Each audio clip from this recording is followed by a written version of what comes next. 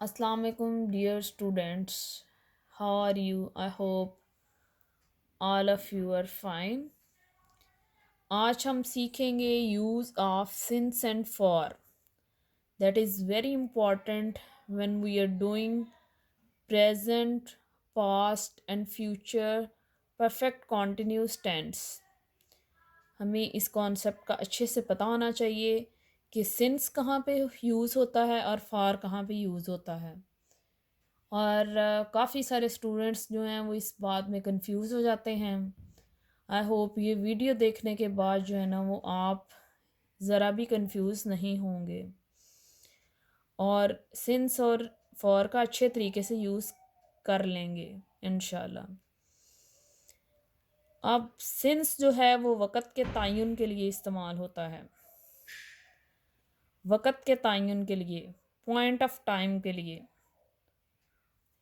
Point of time के लिए। Point of time कितनी देर से, मतलब कि काम कब शुरू हुआ था। इसमें सिर्फ एक पॉइंट बताया जाता है कि काम कब शुरू हुआ था, ये नहीं बताया जाता कि काम कब ख़त्म हुआ था। सिर्फ एक ही जो है वो आपको इंडिकेटर दिया जाता है, सिर्फ एक ही पॉइंट बताया जाता है जिससे एक चीज़ आपके जहन में आ जाती है लेकिन दूसरी चीज़ क्लियर नहीं होती। जैसे फॉर एग्ज़ाम्पल, मैं दोपहर से खाना खा रही थी या मैं दोपहर से खाना खा रही हूँ। अब ये दोपहर की एग्ज़ाम्पल हम लोगों ने ली है, लेकिन इससे दोपहर का पता चल गया है, लेकिन दोपहर से कितने बजे तक खाना खा रही है, अब तक खा रही है या नहीं खा रही, मतलब उसको कितने घंटे हो गए हैं, हमें कुछ क्लियर नहीं है। सिर्फ एक पॉइंट बता दिया गया है। अब सिंस ने भी टाइम के बारे में बताना है, फॉर ने भी टाइम के बारे में बताना है।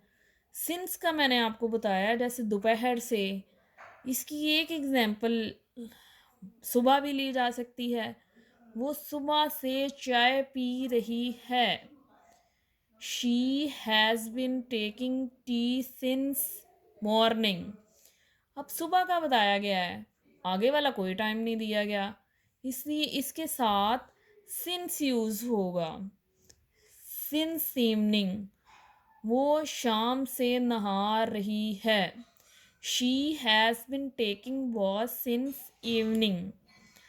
अब शाम का बताया गया है, नेक्स्ट टाइम नहीं दिया गया, इसलिए हम इसके साथ भी जो है ना वो सिंस का इस्तेमाल करेंगे।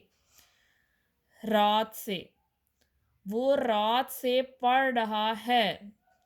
ही has been studying since night. अब यहाँ पे भी ऐसे ही है कि एक पॉइंट दिया गया है लेकिन नेक्स्ट ये क्लियर नहीं किया गया कि कब तक पढ़ रहा है, तो इसलिए इसके साथ भी हम लोगों ने सिंस यूज़ किया है। और जो ईयर्स होते हैं जैसे 2005, 2016, 2015 या 1985, इस तरह से जो भी सन आ जाएगा उसके साथ भी हम सिंस इस्तेमाल करेंगे। जैसे वो 1985 से इस घर में रह रहा है। He has been living in this house since 2005। Zone सा भी हम ईयर लगा लें उसके साथ सिंस यूज़ होगा। अब नेक्स्ट है, जो डेट होती है उसके साथ भी जो है ना वो हम सिंस का इस्तेमाल करेंगे। जैसे यहाँ पे मैंने जो है वो नोट डाउन किया है कि 23 मार्च, तो इसके साथ भी सिंस यूज़ होगा। वो 23 मार्च से अपना प्रोजेक्ट कंप्लीट करेगी।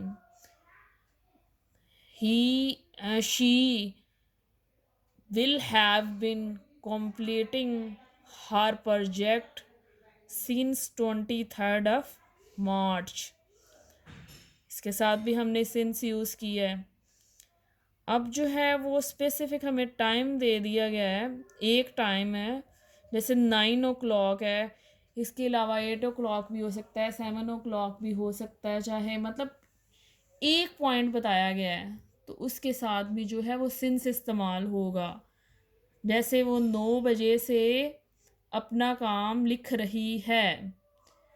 She has been writing her work since 9 o'clock। अब इसके साथ भी हमने since यूज़ किया है। अब हमने बेसिक जो हमें पता चला है वो ये है कि एक टाइम हमें बता दिया जाता है लेकिन दूसरा टाइम हमारे पास क्लियर नहीं होता। अब इसी तरह से हम यूज़ ऑफ फॉर सीखते हैं। फॉर जब अरसा या मुद्दत को ज़ाहिर करना हो तो फॉर इस्तेमाल होता है। ये पीरियड ऑफ टाइम को शो करता है। इसमें दो अल्फाज इस्तेमाल होंगे, जैसे 10 मिनट से, फॉर 10 मिनट्स। अब इसी को जो है वो हम घंटों में कन्वर्ट करके घंटों को दिनों में, दिनों को हफ्तों में, हफ्तों को माह में, माह को साल में, साल को सदियों में कन्वर्ट करके जो है उसके साथ फॉर लगा सकते हैं। अभी इसमें हमें पता चल रहा है फॉर 10 मिनट्स, 10 मिनट, कि उसने ये 10 मिनट काम किया।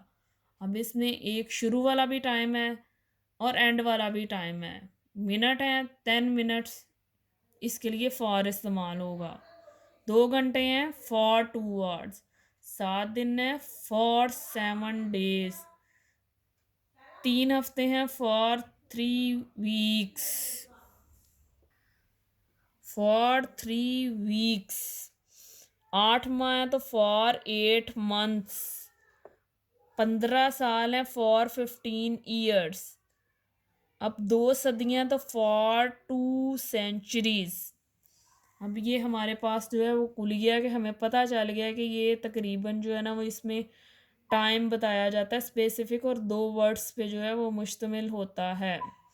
10 मिनट, 2 घंटे, 7 दिन, 3 हफ्ते, 8 माह, 15 साल, 2 सदियाँ।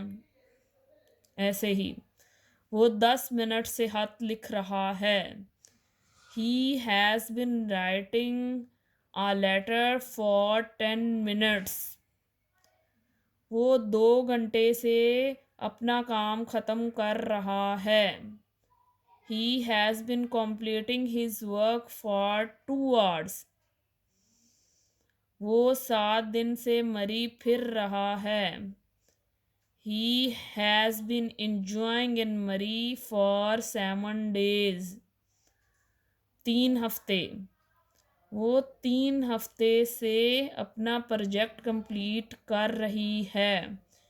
She has been completing her project for 3 weeks। 8 माह, वो 8 माह से अपना थीसिस लिख रही है। She has been writing her thesis for 8 months। 15 साल, वो 15 साल से इस मकान में रह रहा है। He has been living in this house for 15 years। इस तरह से हमारे सिंस और फॉर वाले जो हैं वो फ़िक्रे कंप्लीट हो जाते हैं। हमें सिंस और फॉर की अच्छे तरीके से समझ आ जाती है। परफेक्ट कॉन्टीन्यूस टेंस को समझने के लिए सिंस और फार का जो है वो अच्छे तरीके से पता होना ज़रूरी है, नहीं तो आप जो हैं वो इस टेंस को कभी भी अच्छे तरीके से सॉल्व करने के काबिल नहीं होंगे। इसलिए मैंने सेपरेट ये वीडियो आप लोगों के लिए बनाई है ताकि आप लोग जो हैं वो ये सीख जाओ। उसके बाद जो है वो हम परफेक्ट कॉन्टीन्यूस टेंस जो है वो करेंगे इंशाल्लाह। Hope for the best. Thank you.